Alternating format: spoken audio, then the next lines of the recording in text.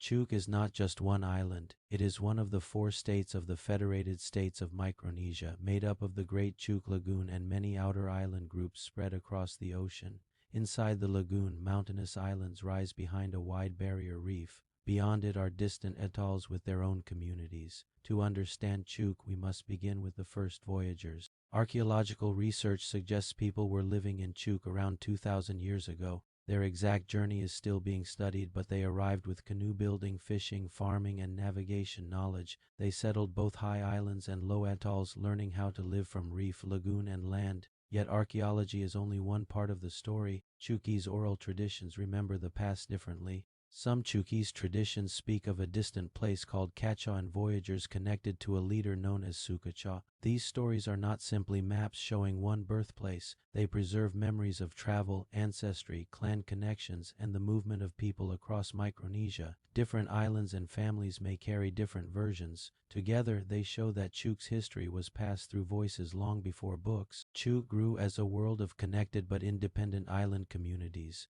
Weno, Tonoas, Fefan, Yuman, Tol, and other lagoon islands each held their own villages and histories. Farther away, the Mortlocks, Hall Islands, Namanuto, and Western Islands remained part of a wider Chuukese world. Canoes carried families, gifts, knowledge, and marriages between places. Those connections were held together through clans. Traditional Chuukese identity is deeply connected to the matrilineal clan. A person's clan and important rights to lineage land commonly pass through the mother's line.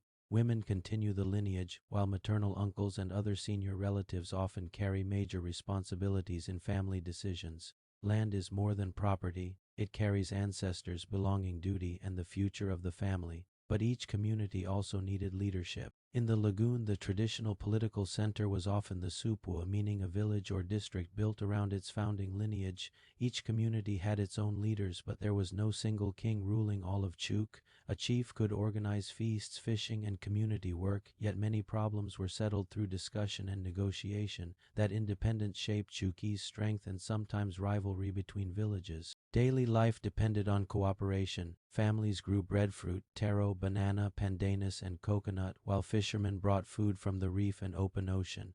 A catch was not meant for only one person. Food was shared with relatives, elders, visitors, and families in need. Respect was shown through behavior, responsibility, and knowing your place within the family. The ocean provided food, but it also became the road. Chuukese voyagers learned to read stars, winds, waves, currents, clouds, birds, and the color of the sea. In Chuuk's outer islands, navigators protected this knowledge through careful teaching and long practice. Canoes connected communities separated by great distances without modern instruments. Navigation was never only about reaching another island. It carried family ties and survival. Then foreign ships began arriving with a different kind of power. Spain claimed the Caroline Islands, Germany purchased them in 1899, and Japan occupied Chuuk in 1914.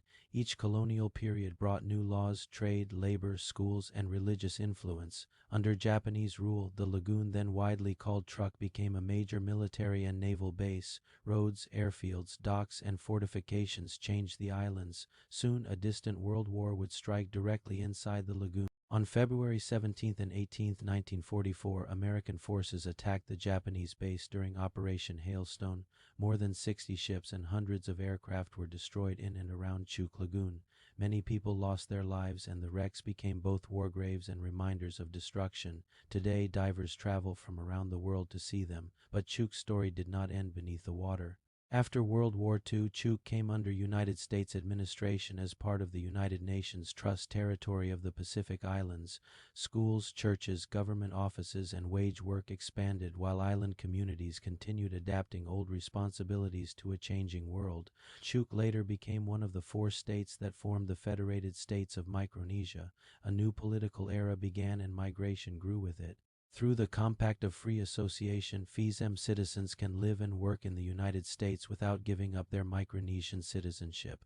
Large Chuukese communities have grown in Guam, Hawaii, and the mainland United States. Families carry their language, church life, food, funerals, respect, and responsibilities with them. Migration changed where many Chuukese people live, but it did not erase where their story began. Today, Chuuk faces real challenges including climate pressure, safe water needs, infrastructure problems, migration, and risks from aging wartime wrecks. But Chuuk should never be known only for hardship or sunken ships. Chuuk is its clans, language, faith, food, navigators, elders, children, and families across the world. The lagoon holds history, but the Chuukese people carry its future. Next, our journey continues to Pohnpei,